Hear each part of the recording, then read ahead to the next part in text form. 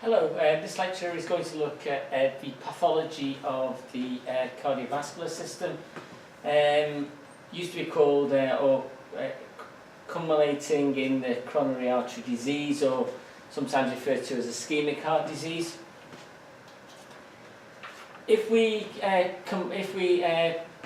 give a definition of coronary artery disease, then it is a spectrum of clinic pathological entities resulting usually from atherosclerosis of the coronary arteries, with possible complication of thrombus formation.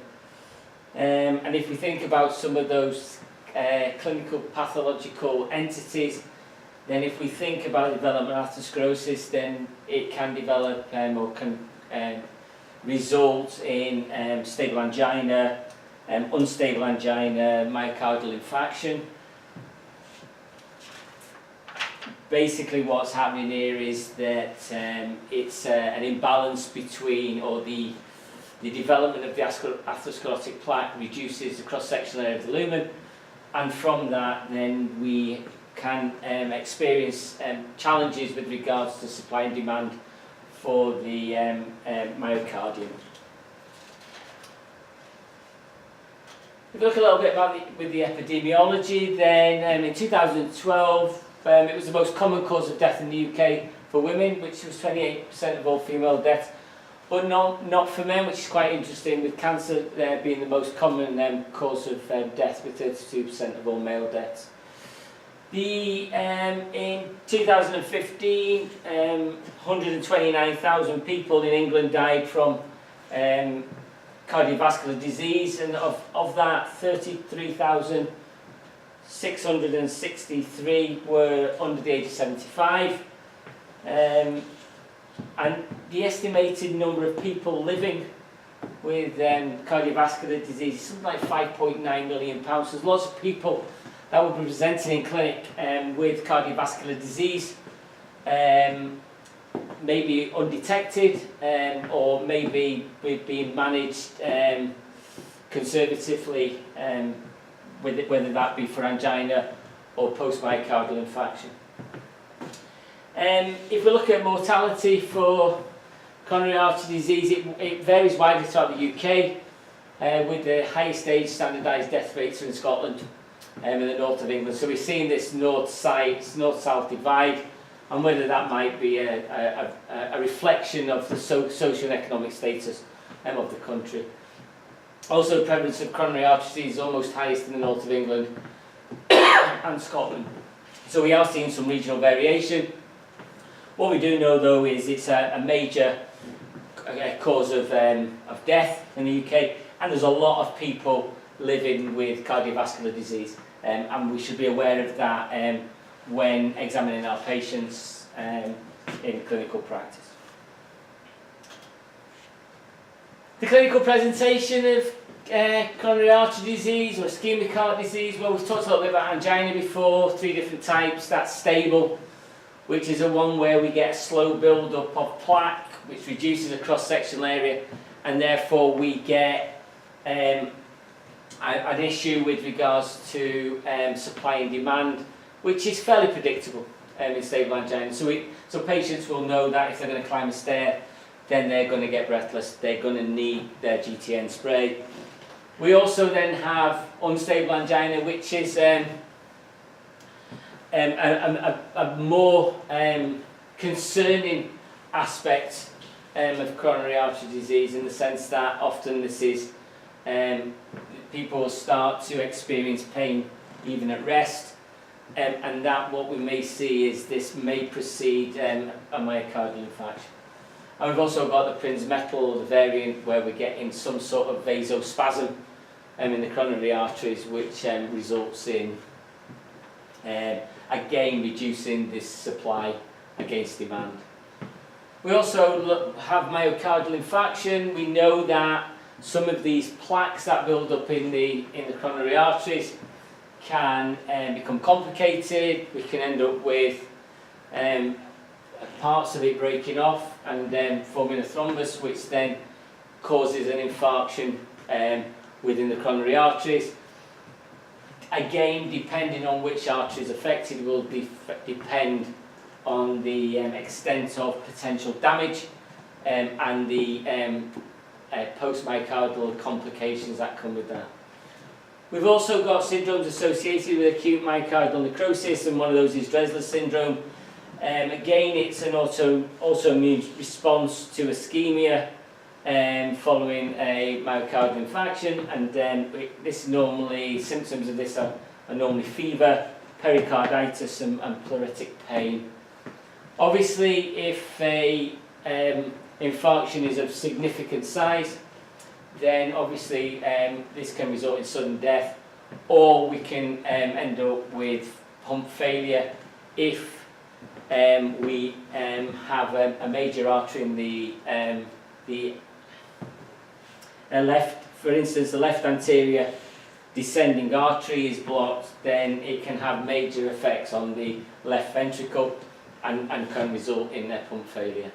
So a wide range of possible complications from coronary artery disease, ranging from mild angina, which people may experience some chest tightness on increased activity, all the way through to a myocardial infarction and possible sudden death. So a wide range of clinical presentations which we need to be mindful of when examining our patients.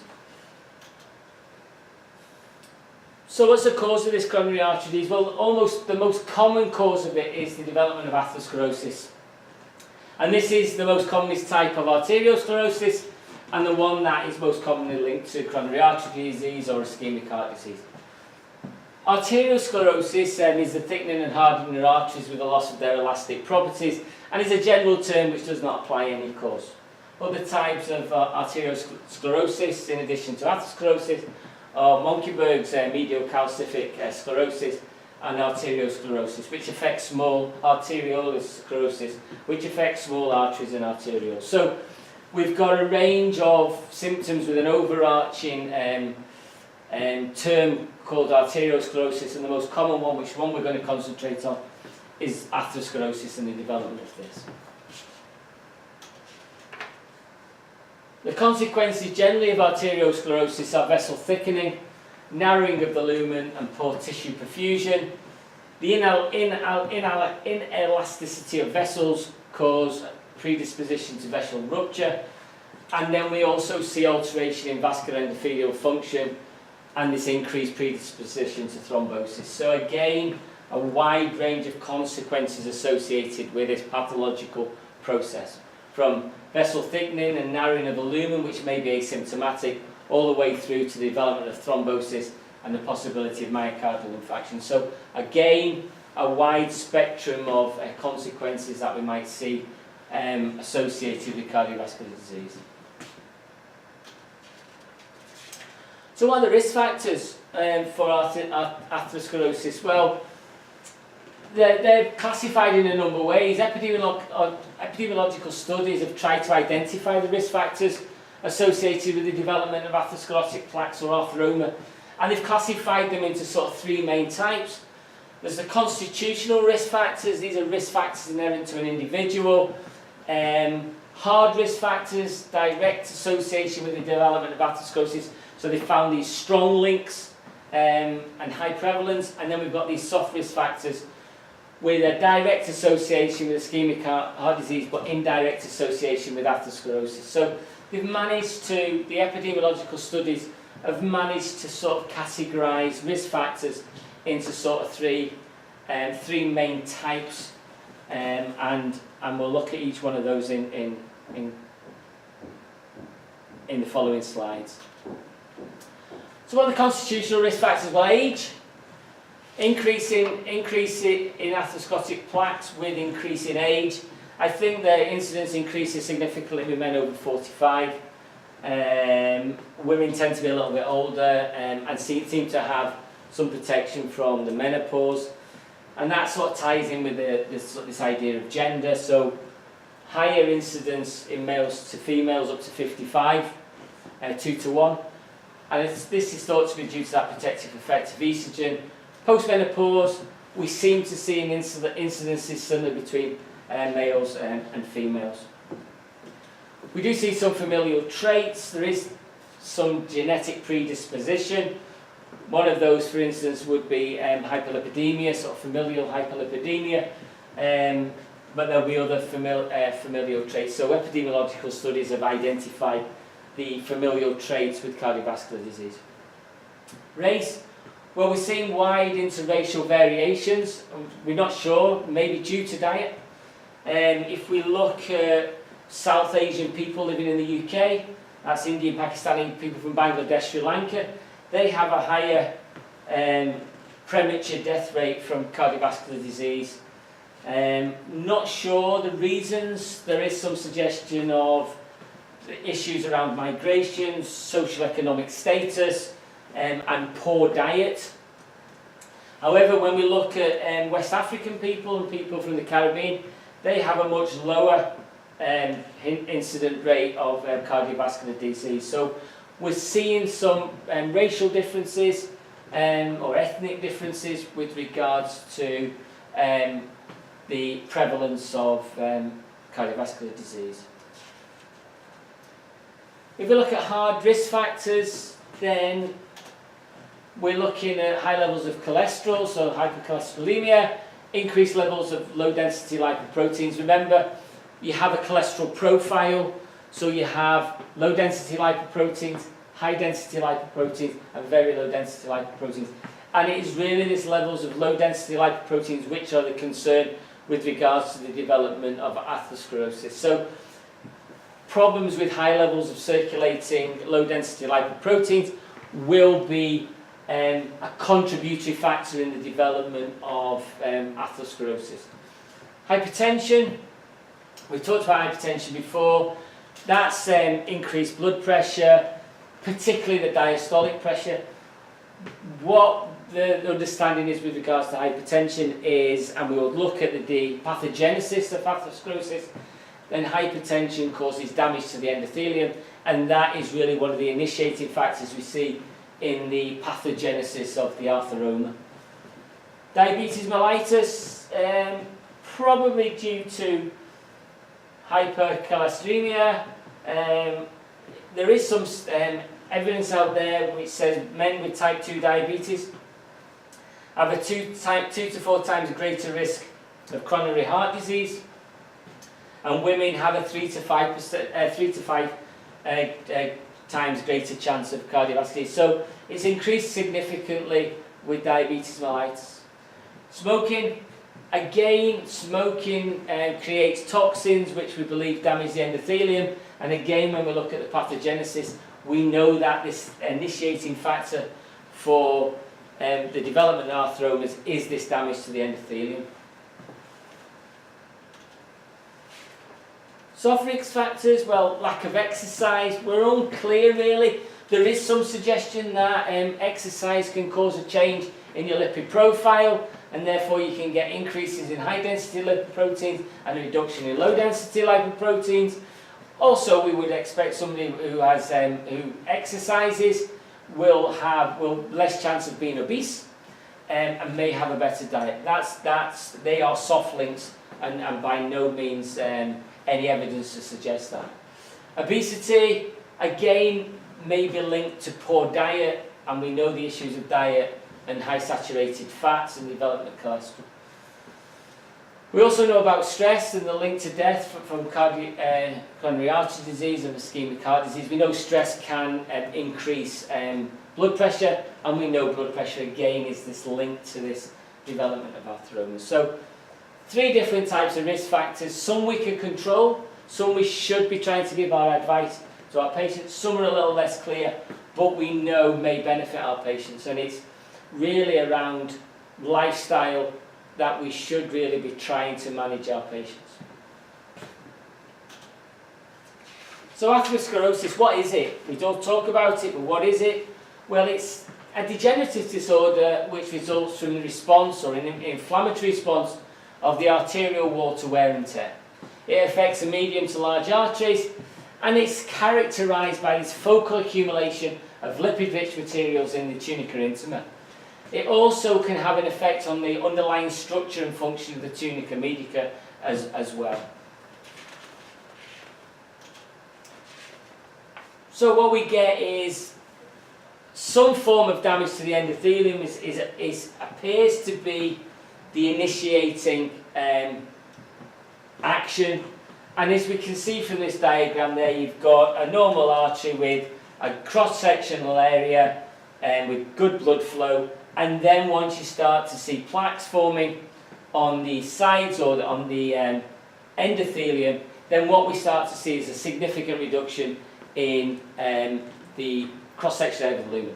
Now, the suggestion is that you need to reduce the cross-sectional area by 75% before patients will start to become symptomatic. So that's quite a significant reduction before we see any great changes in symptoms. So therefore, you know, if we think about the incidence of coronary heart disease and the increase in age, then we would expect as people increase in age, then we are probably all going around with atherosclerotic plaques, but well within not reducing the cross-sectional area to provide us with any symptoms as such. Again, these atherosclerotic plaques often are considered to occur around the bifurcation of arteries, where there's more turbulence within the blood flow, and again, sort of contributing to this and initiating damage. We can also know that some of these plaques become complicated, and therefore what we might see is embolism, pieces of the plaque breaking off, forming emboli or thrombosis, and causing blockages further down the line. Okay. And as I've just said to you, it's primarily an inflammatory process and is asymptomatic unless we get a reduction in the cross-sectional area of 75%. We get sudden occlusion caused by a plaque rupture, and we've talked about myocardial infarction and the sudden occlusion caused by a rupture of a complicated plaque. We get emboli, and we can also get aneurysms whereby the underlying tunica medica and the wall of the artery is damaged by the development of the plaque, causes a weakness, and then causes and generates aneurysms. So, big problem is that obviously a sudden occlusion caused by a plaque will cause myocardial infarction, and the consequences of that, significant narrowing of the lumen over time may create anginal pain, as we've talked about before. Aneurysms can cause, for instance, an aortic aneurysm would cause death if there was any sort of rupture of that. So what common arteries are affected? Well, the aorta is. Aortic aneurysms are a major cause of mortality. Coronary arteries, we're talking about that just now with regards to the development of angina, myocardial infarction, dependent on where the plaque formation is and whether those plaques become complicated and cause complete occlusion. We also see cerebral arteries affected. The carotid artery, for instance, maybe result in cerebral vascular accident. Common iliac arteries and femoral arteries will contribute to the development of peripheral vascular disease. The chances are that if you have got peripheral vascular disease, then you've got coronary artery disease, and vice versa. They tend not, these arteriomas tend not to just develop in one artery, but they tend to be widespread, and again, usually at bifurcations of arteries as well. So what's the pathogenesis? Well, there's some disputed evidence. There's a number of theories. The one that seems to stack up and the one that seems to be the one in which pharmacological management is based around is the response to injury hypothesis. And what this talks about is a low-grade injury to the endothelium, and what that does is triggers this arteriogenesis, or this formation of an arterioma. So what happens is some sort of mechanical stress, whether it be from hypertension, toxins from smoke, cause damage to the endothelium, and that then initiates this inflammatory response, which results in the development of this artheroma and reduction in the cross-section area of the lumen. So look at this diagram, sort of this sort of algorithm sort of shows us really about the pathogenesis of atherosclerosis. So what we look at damage to the endothelium as being the initiating factor. Hypertension can cause that, toxins from smoke, high low density lipoproteins, hemodynamic stresses, sometimes caused by hypertension, will cause damage to the endothelium. That damage to the endothelium then initiates a series of events which results in the development and formation of the atherosclerotic plaque.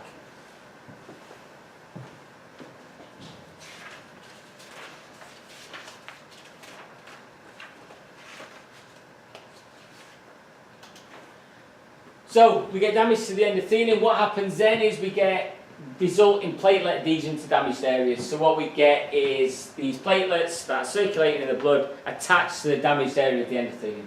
Okay? And if we think about that as being an initiating factor, if we think about general management of men over 45 or over 40, we often see our patients who are on aspirin, and aspirin is an antiplatelet drug, and that's what that's trying to do, is trying to prevent these platelet adhesions in the arteries to prevent the development of atheroma. So we can see a link with this response to injury hypothesis and how sometimes this is managed in clinical practice. This damage to the endothelium also allows increased permeability of lipids and low density lipoproteins in the tunica intima. So we're going to get some movement of low density lipoproteins that are circulating in the blood into the tunica intima. And again, if we think about management, then a lot of our patients, particularly who have got high cholesterol, are on statins in order to try and reduce that. What we see then is a formation of a fatty streak. We get macrophages adhering to the endothelium and then move into the tunica intima. These macrophages then take up low density lipoproteins and then they form or become foam cells. These activated platelets, or the platelets that have stuck to the side of the wall, release these platelet-derived growth factors, which result in migration and proliferation of smooth muscle cells in the intima. So the platelets come along, they attach. On attaching, they release this growth factor, which then results in migration and proliferation of smooth muscle cells in that area of the intima. Smooth muscle cells then deposit excess collagen and elastin in the intima. We get greater macrophage infiltration and the intima, of the intima, and phagocytosis of the low density lipoproteins, and then the release of free lipids. So this is a whole series of processes which go on, which started from the initial damage of the endothelium and the platelets adhering to that. Complicated plaques, as lesions develop, pressure causes atrophy of the underlying tunica media. Muscle tissue then is replaced by collagen, and this weakens the arterial wall. Okay, a fibrous cap of collagen can form on the plaque. The endothelium becomes fragile and ulcerates, releasing in platelet aggregation and thrombi formation. So this is an ongoing process of the development of a plaque, which can then become complicated, and then the consequences of that plaque, of the weakening of the arterial wall. And we did say before that this can cause aneurysms, and aneurysms really are a result of weakening of the arterial wall.